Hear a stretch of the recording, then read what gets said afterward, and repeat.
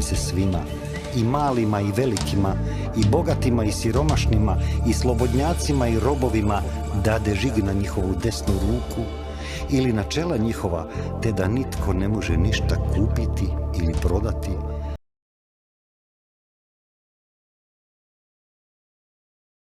Pozdrav dragi narode, dobrodošli u još jednu epizodu Slobodni. Današnja tema je poljoprivreda. U cijeloj Europi u trenutku snimanja ove emisije se događaju veliki protesti poljoprivrednika. Svjedoci smo toga i u najvećim zemljama kao što su Francuska, Njemačka. Zatim tu je i Irska i Španjolska, dakle gotovo da nema zemlje u kome nisu poljoprivrednici na ulicama. I to su vrlo vjerojatno u zadnjih nekoliko godina, možda i duže, najveći prosvjedi. Zašto se sve to događa? Pravu istinu sigurno nećete čuti od službene hrvatske politike, a niti od mainstream medija. Zašto? Zato što imaju tu važne stvari o kojima se ne razgovara.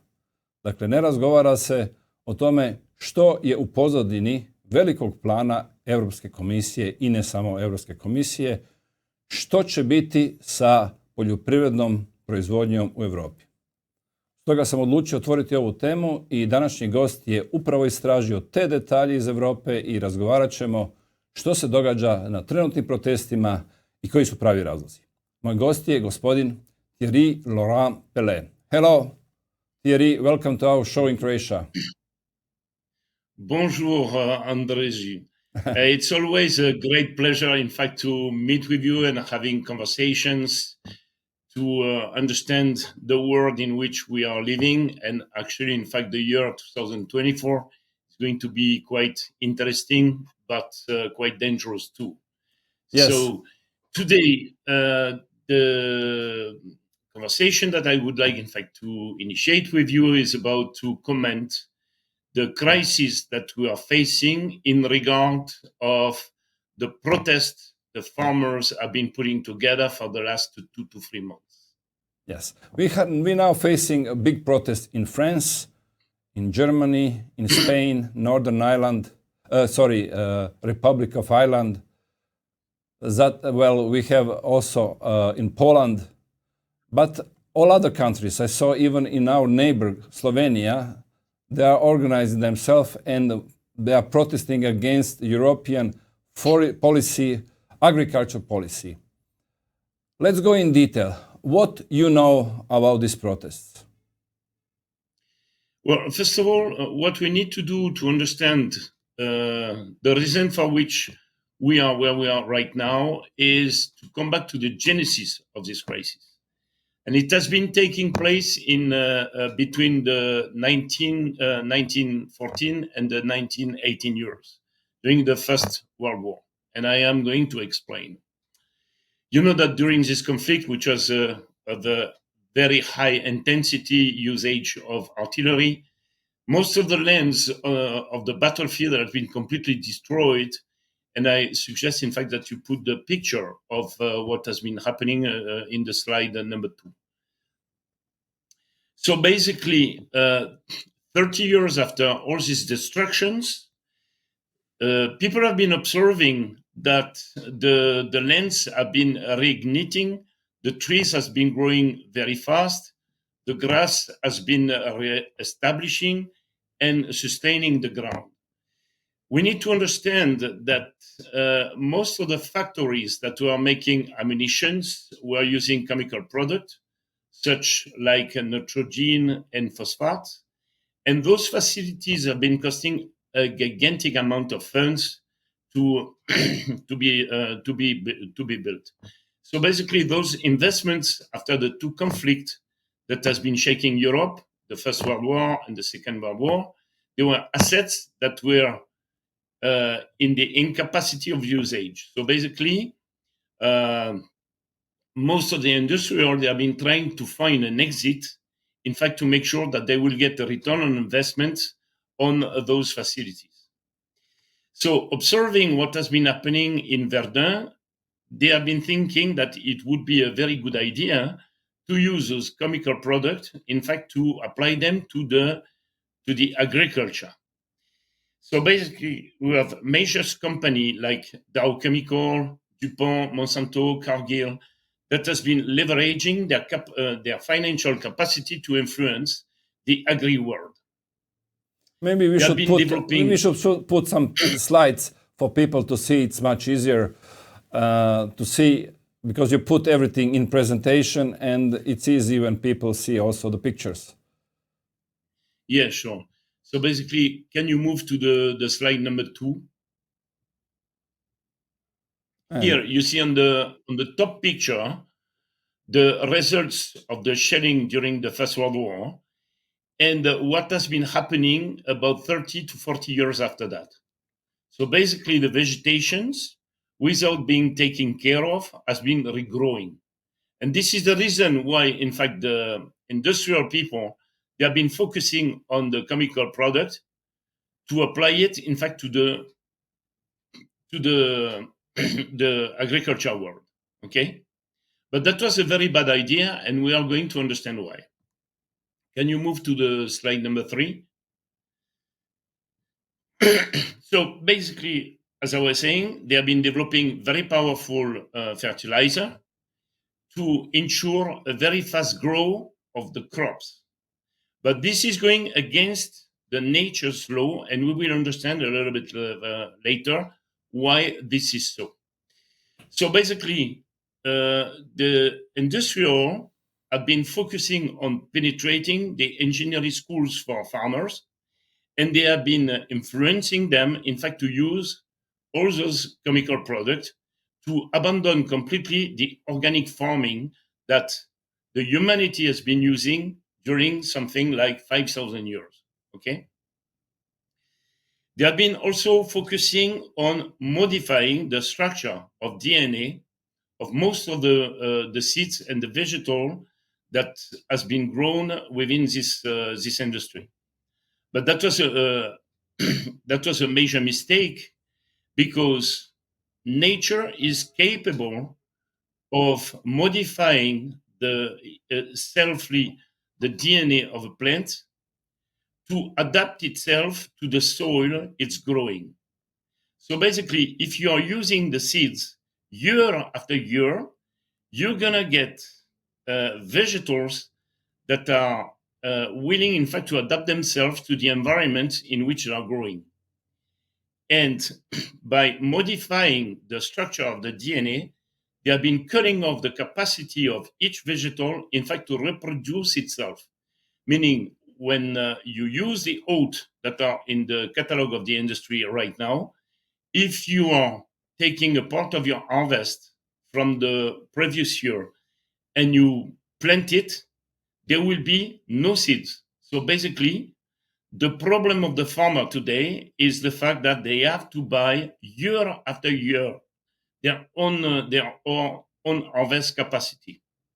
So basically, they have been also modifying the DNA of the seeds they are using to make sure they will be able to handle the pesticide and most of the products that they are using in the soil. This is a major problem on the, I would say, on the mechanical point of view in regard of the way the plants are functioning. In simple words, if I can say, they are now highly dependent of producers of seeds. They cannot produce their own seed.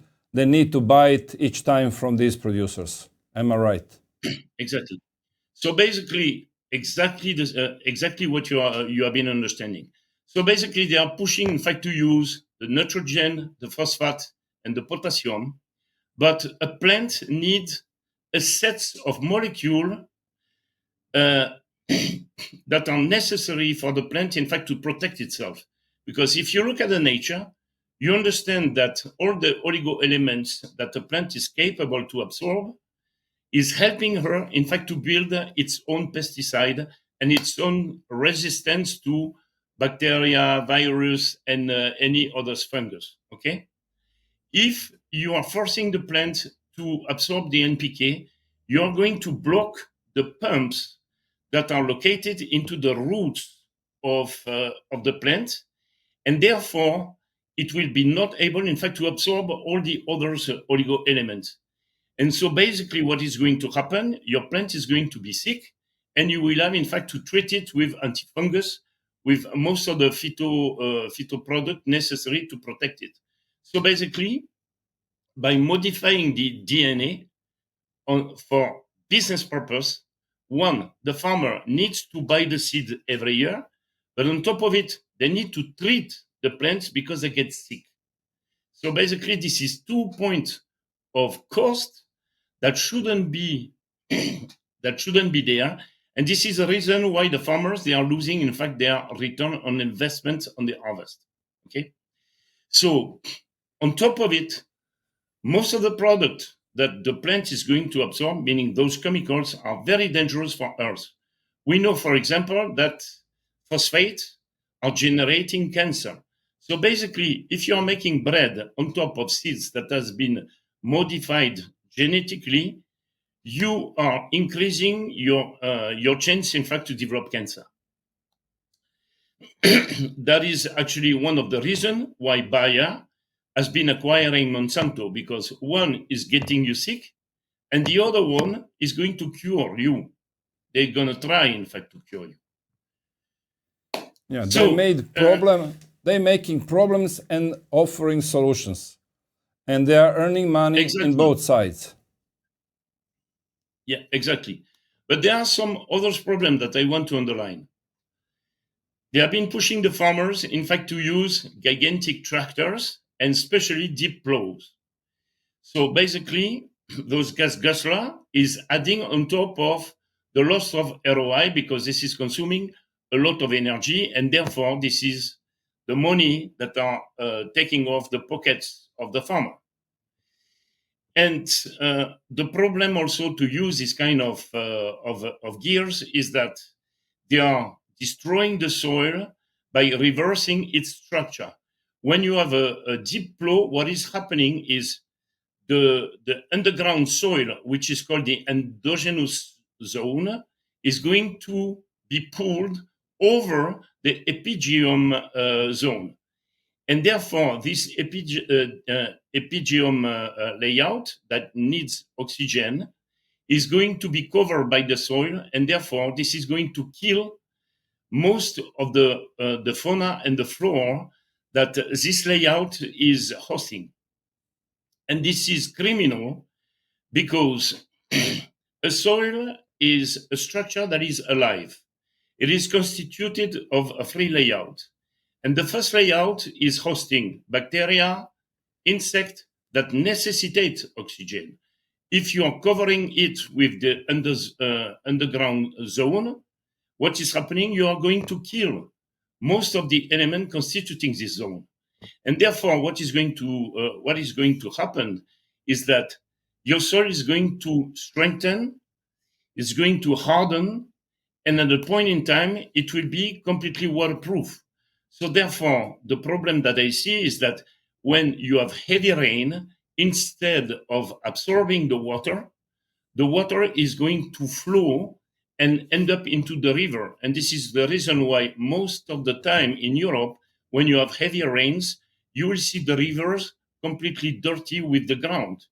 So basically, there is a natural erosion that is going to happen because the soil do not have the capacity to absorb the water.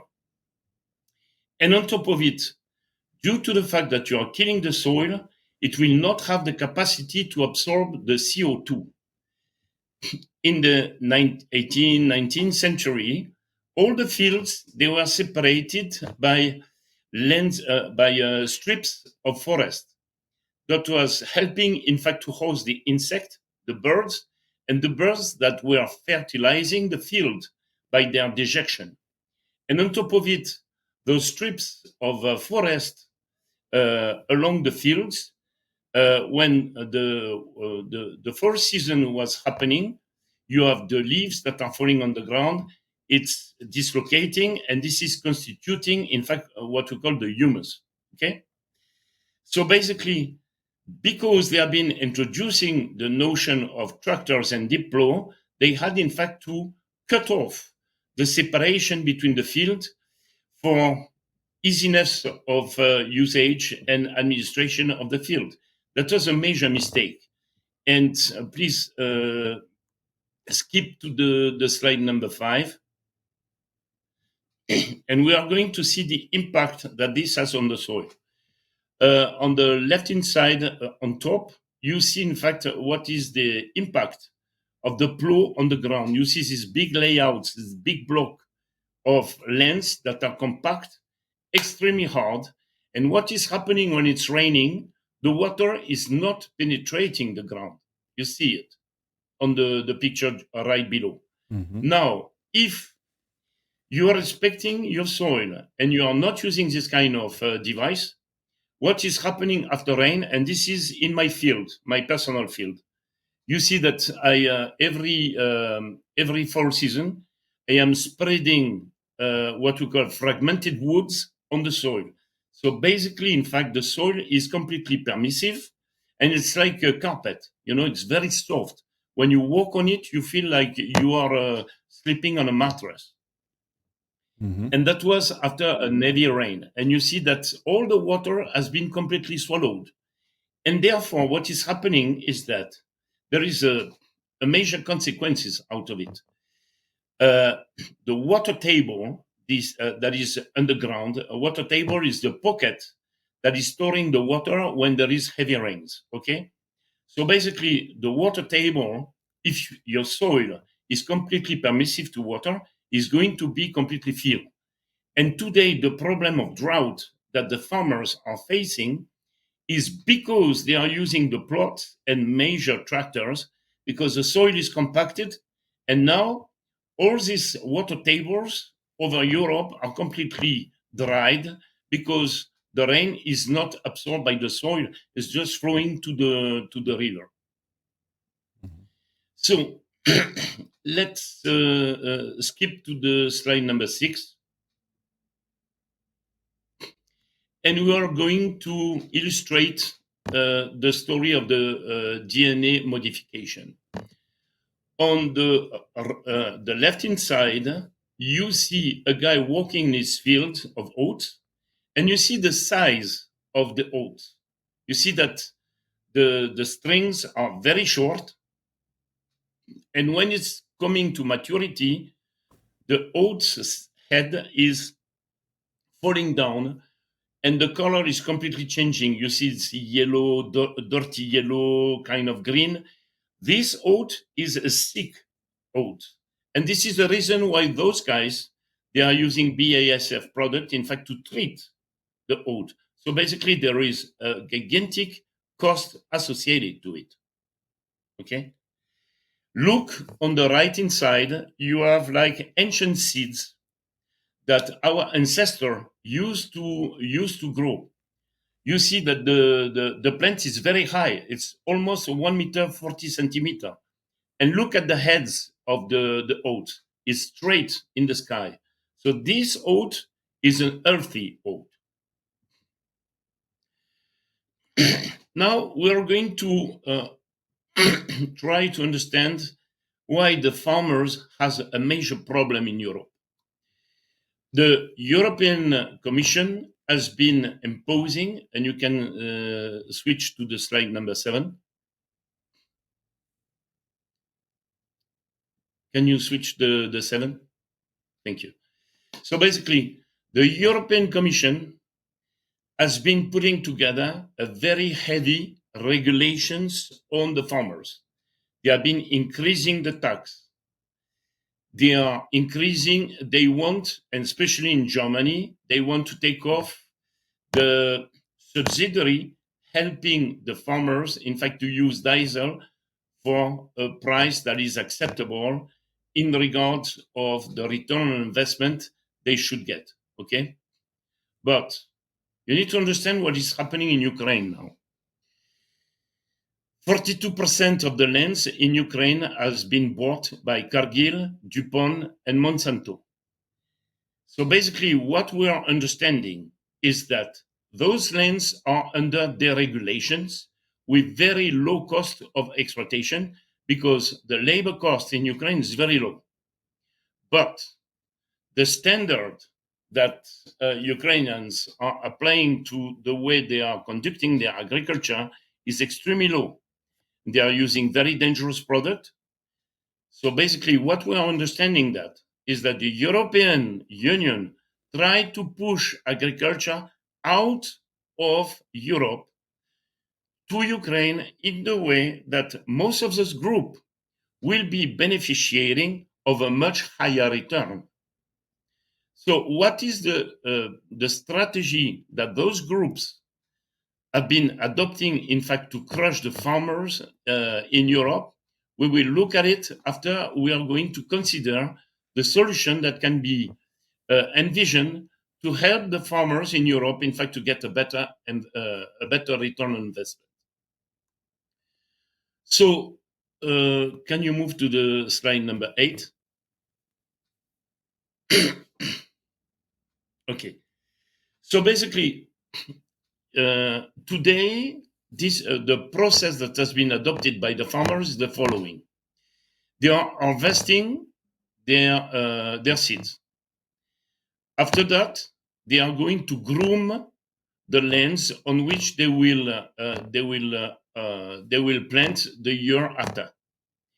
At the end of the winter, they are crushing the ground in the way that there will be a capacity of reception of the seeds. And after that, they will be seeding the field. So basically, there is 4 steps that can be joined into one step. There are some machineries that are existing on the market that allows what we call direct seeding technique, meaning at the moment of the harvest, they are seeding the ground and they are just scratching it in the way that the seeds, they go inside of it. So basically, in one step, you can group, in fact, the 4 steps that are existing today. So basically, this is a saving in terms of energy, because there is no such consumption in diesel. That would help, in fact, the farmers, in fact, to get a better return on investment. You cannot ask the farmers, in fact, to do what I am doing on my field, because it's very small. They need, in fact, to do it on an industrial manner. So basically, this is a sort of trade-off. And the machinery that are existing and that are used by a very small amount of people right now would be helping them, in fact, to get a better investment, a better return on investment. The second thing that needs to be done is to stop using NGO seeds, because the farmer would be able, in fact, to use the seeds of the previous harvest at 0 cost and make sure that, in fact, their return on investment will be made. There are another things that they need to do is to set up a short circuit of distribution. And for this, they need to organize themselves in group of farming and brand it into direct distribution. So therefore, instead of addressing their product to supermarket, they will organize their own distribution. This is where is the biggest return on investment, because what we call the big supermarkets, the buyers, they are crushing the farmers to get the best price, because themselves, they want to get, in fact, the highest return on investment. And there is another point that we need to insist on, is to re-educate the consumer of a product. And I am going to explain. Today, there is a normalization on the product. A tomato, on the view of the European Union, needs to have a certain diameter, a certain color, a certain form, this and that. But this is not because the product is looking bad, that it is bad for us, or it has a bad taste. Unfortunately, on the customer point of view, people, if they see a sort of mark on the tomato, they would think that the tomato is bad for consumption. And it's not true. Well, so basically, I understand. there is a huge... Let's repeat a little bit. We gone too far for people to understand. This part completely I understand from the side of marketing. If product looks good, think they are the good taste and they are good quality. But we already know, some of us, but we should re-educate people that if product doesn't look good, doesn't mean it doesn't taste good, and doesn't mean it's not good quality for our consuming. That's one part. We have to re-educate also customers. Exactly. You are I am suggesting going to take also... the. Yeah. Yes, I am just going continue. Yeah. In what we call in greenhouse, they are growing tomato off the ground. You have the roots of the tomato plants that are plunged into solution of chemical product. So basically, they are putting generator of CO2 inside of the greenhouse. They put high pressure system in the way that all the pests wouldn't be able, in fact, to penetrate the environment of the greenhouse. Just They one are putting second. I need lights. to ask you something. You said put generator of CO2 in these greenhouses. Why we need CO2 Yes, in these greenhouses? because a plant is growing if it has a higher rate of CO2. And this is the reason why I am extremely mad regarding the narrative that is developed into the media right now. They are all bragging about the problem of CO2. CO2 is not the problem. I am sorry, but a plant needs CO2 to grow. If you are suppressing of the atmosphere the CO2, there will be no plant growing. And 500,000 years ago, when the CO2 rate was about 15 times the level that it is right now, the trees and the grass were way higher than it is right now, meaning that today the rate of CO2 is very low, and to compensate the fact that this rate is not at the level necessary to grow the plant, inside of the greenhouse, they are putting generator of CO2 to make sure that the plants are growing in the best condition. But Thierry, But look, Thierry, we are listening. We are in Zagreb, same thing. Zagreb is a member of 100 cities that want to reduce CO2 on level of zero, you know, that they are consuming same level as we are producing. And they are subsidized from the side of European Commission. I think we will receive in Zagreb, I saw 600,000 euros just to start this decreasing CO2. And we are facing also, there is a carbon tax. And now they want to calculate this carbon footprint. That means everything in a policy, official policy, is going in the way to reduce CO2. And now you're telling me that in these greenhouses, we're putting something that producing more CO2. I don't understand what is happening with European policy concerning carbon.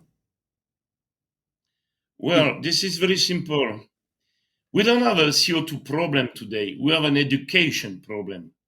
And what I suggest is that we are sending all those people to universities to learn biology. This is where is the problem. Those people are completely stupid. They don't understand nature. They don't understand biology. They don't understand nothing.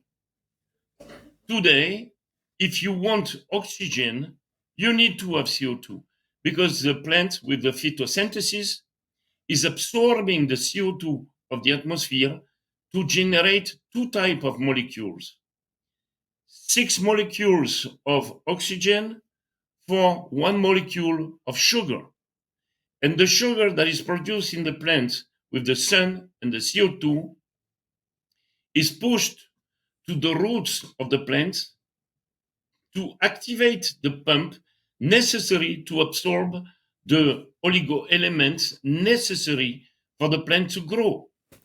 And those pump inside of the roots, if you are putting NPK, meaning nitrogen, phosphate, and potassium, you are locking up those pumps, and those micronutrients, they cannot be absorbed. So basically, those people claiming that the CO2 is very bad, not only they are stupid, but they are criminals. because if you are suppressing the CO2, we wouldn't be able, in fact, to live on this planet because there will be no generation of oxygen. And without oxygen, I am sorry, you die. Also, Today, I heard in front of U.S. Senate, they were asking John Kerry, yes, he is the Caesar for climate changes in the United States, and asking what is the level of CO2. He says 440 ppm, and that if we go more, then we will have big climate changes and disaster.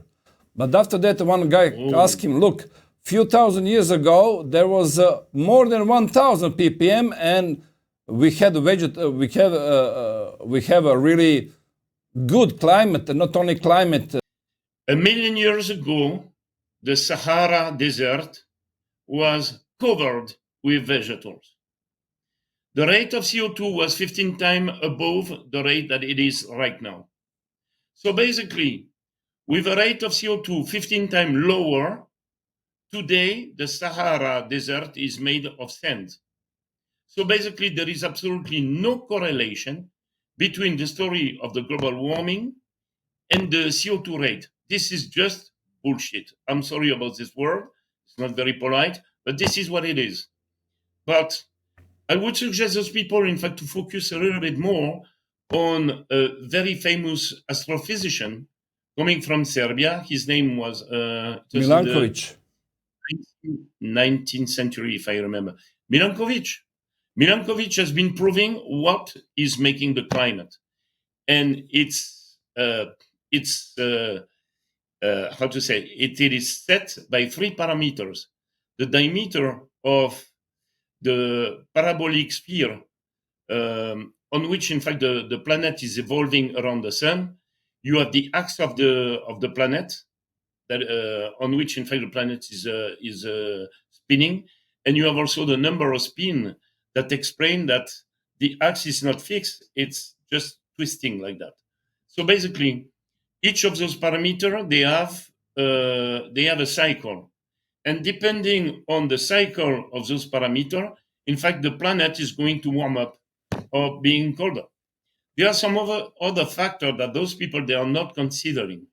You remember in 2004, there was a gigantic earthquake that has been devastating Malaysia and Indonesia. You remember? Yes, I remember, yeah. There was about 400,000 people that has been killed. But that was due to a major earthquake. And the axis of the planet has been changing of several degrees. This had a major impact on the climate.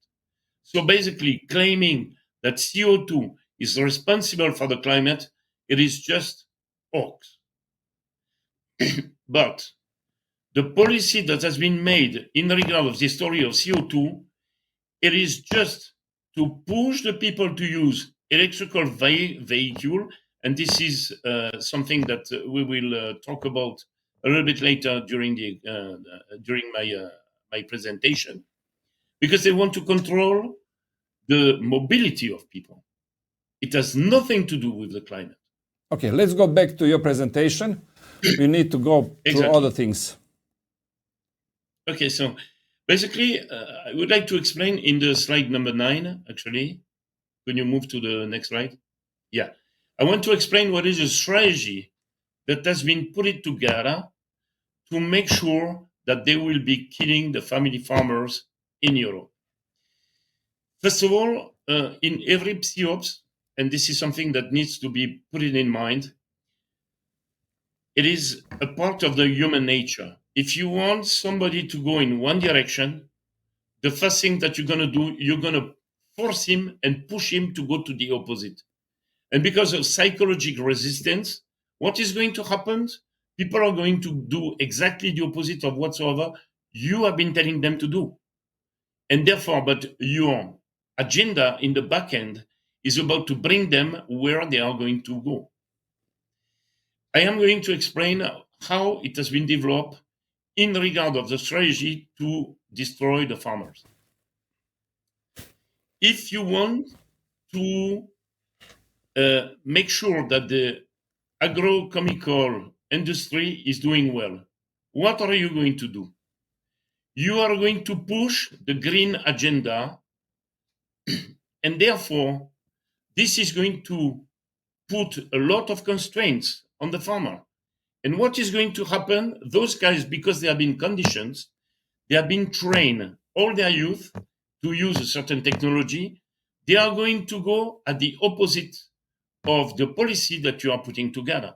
And therefore, all the lobby of the agrochemical lobby is going to win.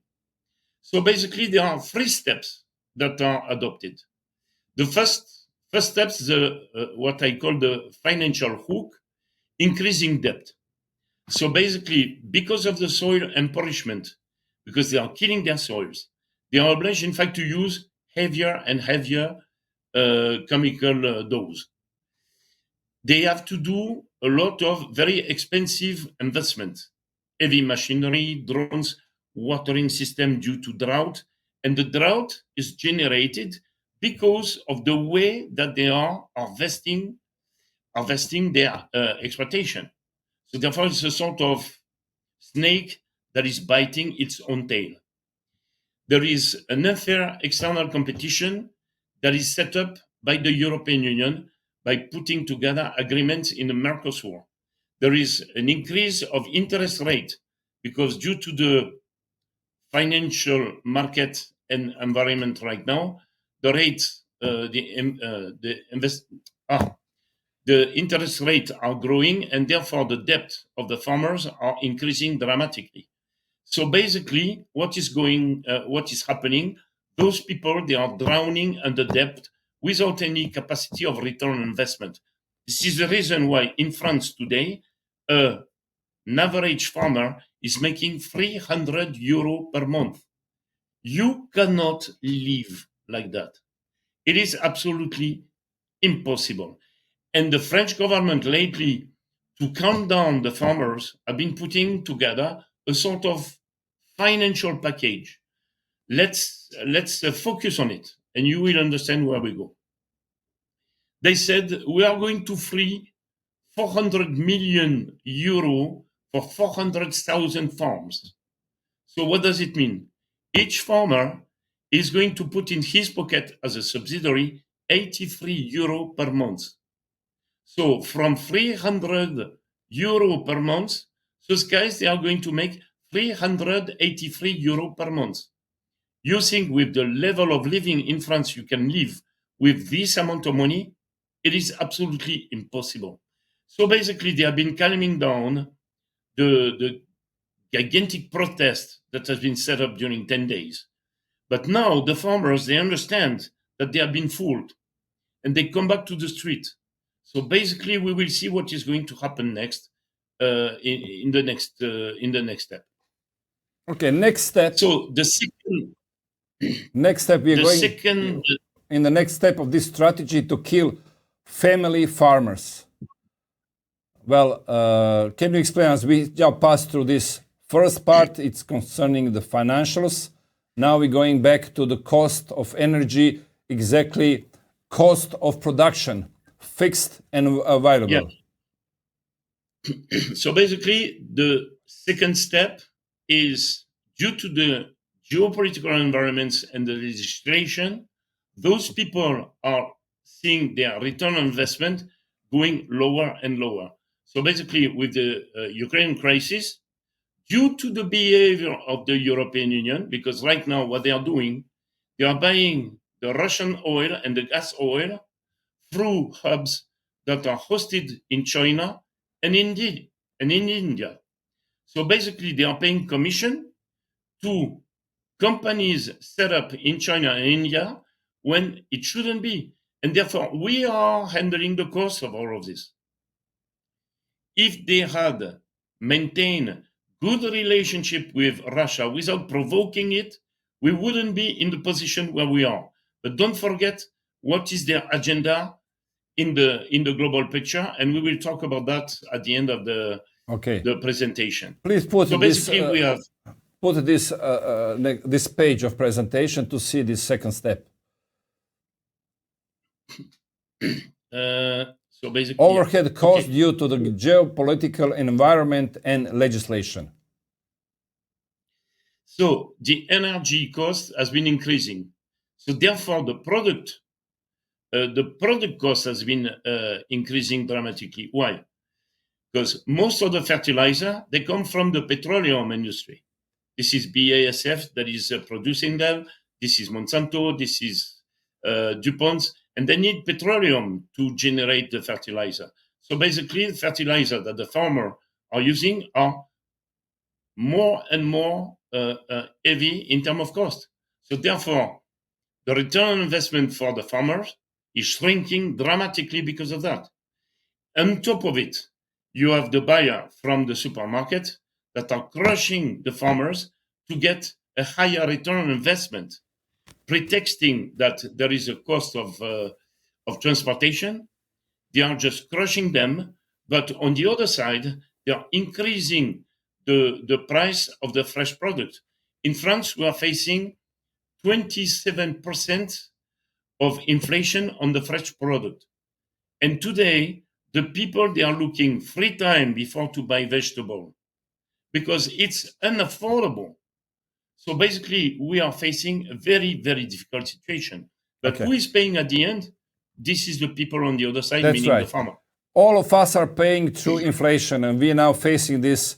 We're paying now through inflation false or wrong policy, financial policy from 2021 and 20 when we had a pandemic, and now we are facing also the same crisis with food because of this cost, what you mentioned here, and because of this policy, and this policy is not from yesterday. And now we have a third step. You call it this wolf from field. Maybe you want to say Wall Street, but not Wall Street, Wall Field. Am I right? Yeah, exactly. So basically, I was making a reference of the movie The Wolf of Wall Street. I understood that. You have this guy that is just crushing the very poor people. Okay, just put us this slide, please, back. Yeah. So basically, the wolf. Basically, you had this guy field. That was this guy who was just luring the people to make them investing in trash companies. In fact, because he had a higher return on investment. Here, we are facing the same type of wolves, but this is in the field. Because most of the big groups, Monsanto, Bayers, DuPont, Cargill, and so on, what they are doing here, they are just waiting for all the farmers to declare bankruptcy to buy their assets for absolutely nothing. Confiscate their land. Yeah, this is a land confiscation. They are just waiting for the desperation of the farmer that has, in fact, the knife under the throat, in fact, to acquire all their property. And what they want to do at the end, they are increasing the regulation in the way that they kill the farmer. And as soon as the farmers, they are killed, they will deregulate because they will manage it. And this is what we're seeing right now with the behavior of Mr. Bill Gates, who is, in fact, the figure representing what is happening in the world. Yeah. You put here, to understand the goal is to push people to die as fast as possible with bad foods. And they are coming with solution again, with the new food. And we are already facing that it's allowed in Europe and even in Croatia to eat bugs. And they told us we will eat bugs. And at the same time, they have a new technology with producing meat from 3D printers. Well, actually, in fact, the FDA in the US have been giving agreement to Mr. Bill Gates to operate the 3 factories that are set up in California to start to distribute, in fact, the meat that is produced with this printer. How the meat is produced, what is the product that is absorbed within those cells, I don't want to know. And I do believe that this is not going to fly very high. because consumer, they will understand very fast that this is, one, not good in terms of taste, but worse, we don't know what are going to be the consequences on the health. We know that the seeds that are produced for flour right now has been absorbing the glyphosate and all the phyto product to treat, in fact, the plants. But in the flour, you will find, in fact, this molecule. And when you are eating bread, you are absorbing this type of molecule that are extremely detrimental to your health. And this is the reason why the rate of cancer is growing dramatically today. Okay, but again, so basically, let me just mention important thing. We know the structure of biggest companies, and we know that they own 80% of these S&P 500 companies. And in this structure, there is a lot of pharmaceutical companies. They have food companies. They have companies for producing seeds, and they have pharma companies. That means if we as a people will consume this kind of meat and get sick, again they have a solution to offer to treat us with the medicine products again and again, earn money. Well, I would like to quote Dr. Ho in Kuala Lumpur. This is a professor I am working with. And he is saying the best medication that you can have in your life is the food that you are eating. And if your food is clean, you don't need medication because you will be healthy and you will not have any problem. That is as simple as this. You know, you are just a product of whatsoever you are absorbing. Mm-hmm. If you are absorbing terrible things, you're going to get sick. It's as simple as that. Yeah, it seems that we forget about this. You mentioned that we have to also go back. We don't have much time to back to this electricity cars and everything. They're now pushing us to use everything what is connected to electricity, renewable energies, sustainable production of food and energy. What this means? Well, first of all, I would like, in fact, to point out the hypocrisy that is developed within the European Union. They are signing up agreements like the Mercosur to bring meat from Argentina, from New Zealand, kiwi from Costa Rica, and so on. So basically, this means that we need a heavier usage of a super container carrier. Those boats, for each of them, are consuming the equivalent of 500,000 cars per year if you consider a car driving. Let's put part of presentation where you're showing this. Just put presentation inside. Which this is the slide number 10. Number 10. Please explain how much this boat and planes are spending CO2 and how they are impact on environment. Well, this is absolutely catastrophic. As I was saying, each of these boats are consuming the equivalence of 500,000 cars per ways to transfer merchandise from a point A to a point B. There are 60,000 ships in the world. So basically, the consumptions of gas burned by those carriers correspond to 200 times the consumptions of all the cars in the world. So basically, if those people, they had the intention to shrink the pollution in the world, what they would do is to consider short circuit and to produce locally. So therefore, what does it mean? It means that their agenda is very clear. They want to kill the agriculture in Europe to make sure that the farmers will not use thermic engines, meaning their tractor. And today they cannot do it because, of course, they need, in fact, the tractor to produce the food. And they want to push the production of the food outside to show how green they are and to push us to use electric vehicles that are even more polluting than any diesel vehicle we are using today. This is just a question of control. And look at what's happening with Davos.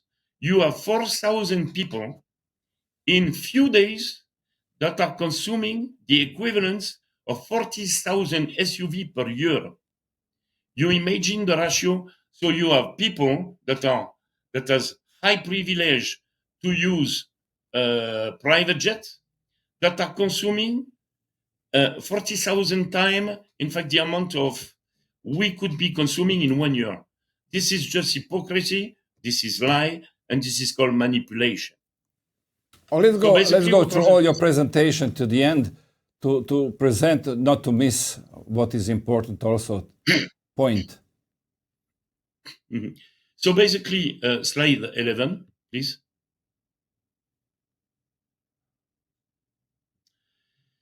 What is happening? The farmers that are crushed under debt right now are saying enough is enough.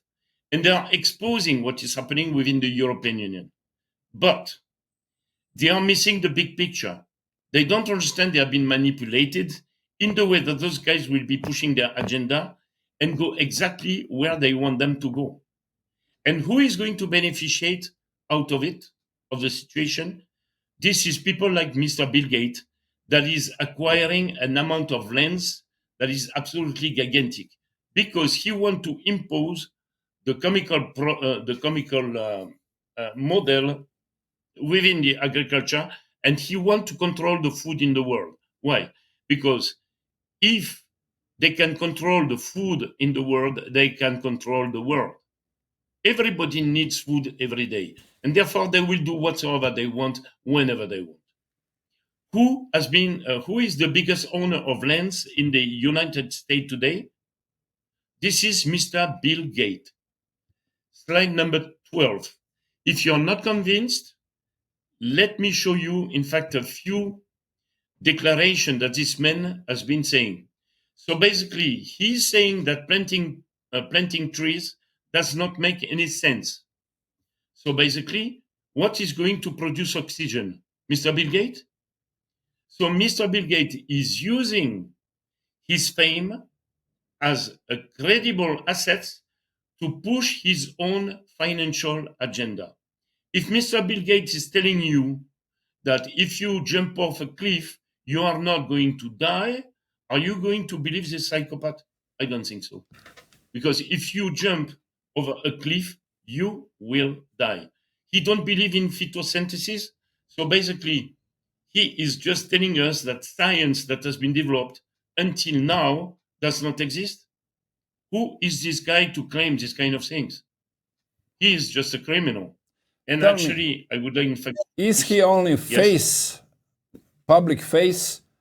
Because I don't think, that's my opinion, I don't think that it's possible that one person can do all these things. Maybe he's just a face, and all organization is standing behind him who do and prepare all these things, and he just, we can say, some kind of PR, public relation person who tell us what they're planning to do.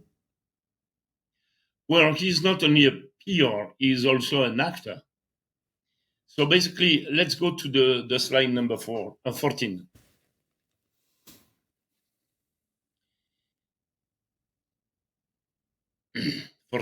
Yeah, here we go.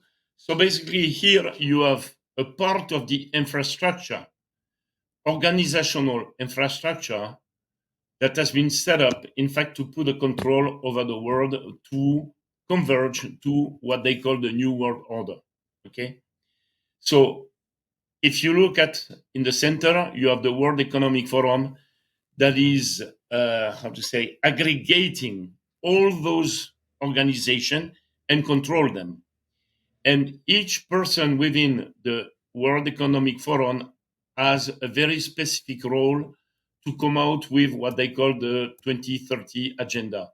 Mr. Bill Gates is controlling completely the press. The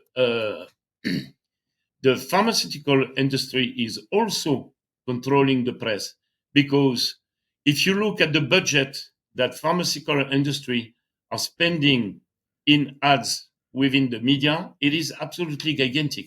In the US, it represents about $10 billion. Do you think that the media, in regard of the budget those guys are putting on the table, they will go against the policy and the narrative that has been set up?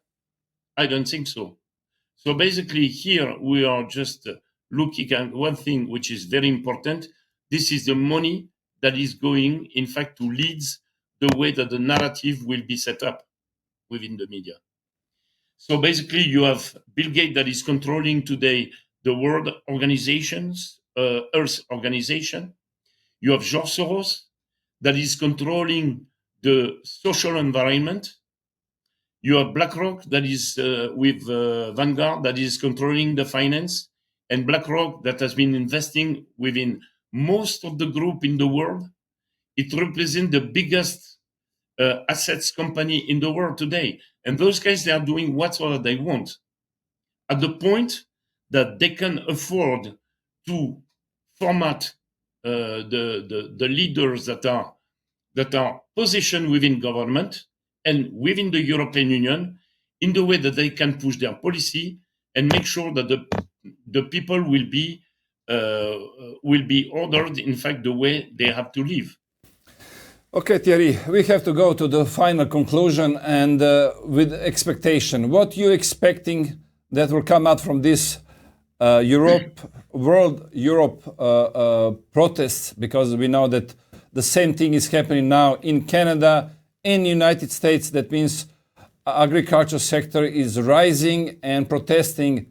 What are you expecting it will be next step? Well, we are going to observe a convergence of protest. In France, we have the doctors right now, the nurse, we have the taxi, we have the national education with a professor that are converging to protest. I don't know how the governments are going to handle this situation, but I do believe that if this crisis is increasing, we would be observing major changes within governments. And in the middle of 2024, there will be major election, and especially in the United States. If Donald Trump is taking over the White House, I do believe that he will be acting in the best interest of the American population. And a lot of governments will have, in fact, to align themselves, because United States will have a huge power to influence the governance in the world. The only black point that I see here is the way that the two conflicts that are developing in Europe and in the Middle East are going to evolve. And this is a very hot spot. In the Middle East, Israel is trying to crush the Hamas, but they are making major mistakes, because this is the Palestinian population that is paying the price. If they continue to do so, I do believe that from a local conflict, this can become a regional conflict that can drift very fast into a worldwide conflict. The situation in between Russia and Ukraine is that can be even more dangerous, because NATO is seeing that they don't have the upper hands and the Ukrainians are getting crushed.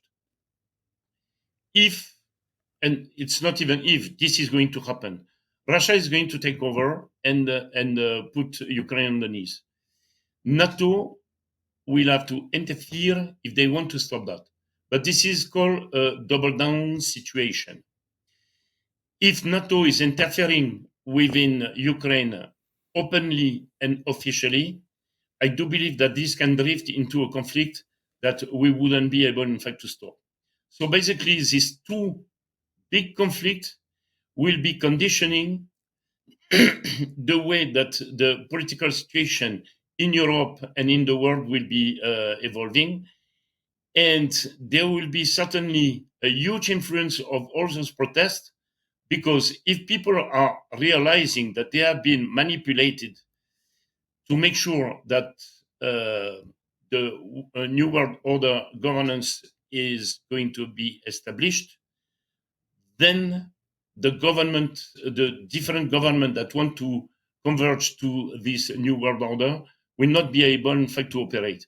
So basically, people need to understand what is happening right now, how they have been manipulated, and what they need to stop.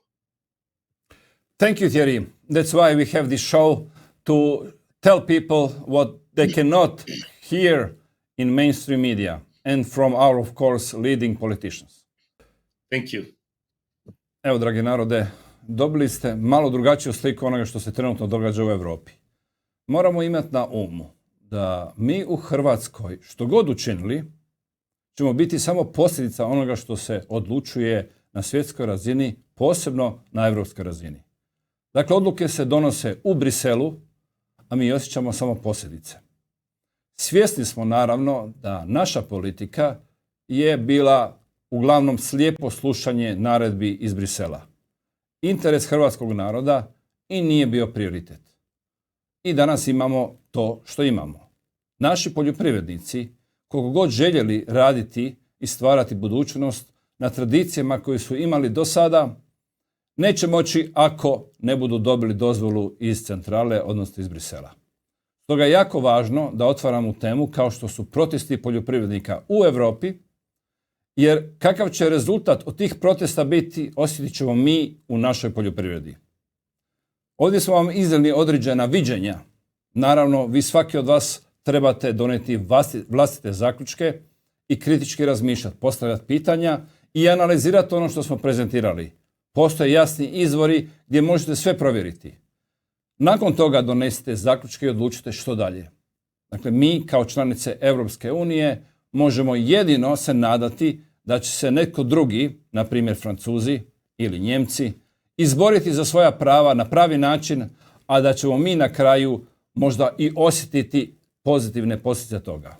U suprotnom, bit ćemo na kraju možda samo među zadnjima oni koji će pokleknuti i na kraju biti dio ove cijele priče koja se zove Novi svjetski poredak, koji ni ne skrivaju da se tako zove, a nazivaju je Agenda 2030.